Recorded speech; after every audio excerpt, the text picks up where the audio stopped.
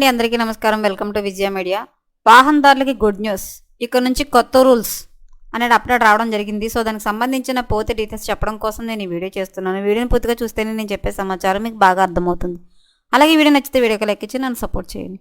చాలామంది సబ్స్క్రైబ్ చేసుకోకుండా చూస్తున్నారండి. తప్పకుండా సబ్స్క్రైబ్ చేసుకోండి. అప్పుడే నేను పెట్టే ప్రతి వీడియో చూడడానికి అవకాశం ఉంటుంది. అలాగే ఈ వీడియోని లైక్ చేయడం వల్ల ఈ వీడియో కొంతమందికి రీచ్ అయ్యే ఇన్ఫర్మేషన్ మరి కొంతమంది తెలిసే అవకాశం ఉంటుంది. సో లేట్ చేయకుండా మనం వీడియోలోకి వెళ్ళిపోదాం.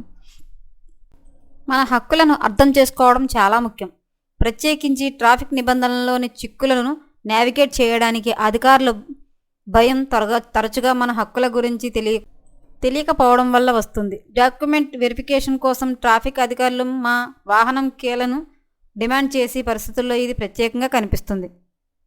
అనేక సార్లు మేము చర్య యొక్క చట్టబద్ధతను ప్రశ్నించకుండానే అటువంటి అభ్యర్థనలను అంగీకరిస్తాము. అయితే అటువంటి సందర్భాలలో మన హక్కుల గురించి తెలియజేయడం చాలా అవసరం. ట్రాఫిక్ పోలీసులు మా కారు కీలను ఏకపక్షంగా స్వాధీనం చేసుకోలేరు. మేము ట్రాఫిక్ నిబంధనలను ఉల్లంఘిస్తే లేదా సూచించినప్పుడు ఆపడానికి నిరాకరిస్తే మాత్రమే వారికి అధికారం ఉంటుంది. ఎలాంటి తప్పు చేయనట్లయితే వారు మా కీలను జప్తు చేయలేరు మరియు మా హక్కులను వినియోగించుకున్నందుకు మమ్మల్ని అరెస్టు చేయలేరు.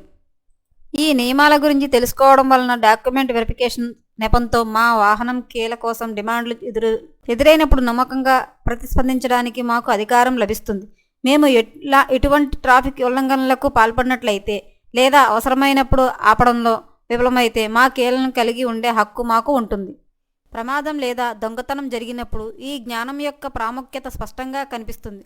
యజమాని ఎవరో అర్థం చేసుకోవడం మరియు అదనపు డాక్యుమెంట్లను కలిగి ఉండడం వలన సున్నితమైన రిజల్యూషన్ను సులభంతరం చేయవచ్చు. ఈ వాహన లేకుండా మనకు తెలియకుండానే మన కీలను అప్పగించవచ్చు, మన హక్కులను రాజీ చేయవచ్చు.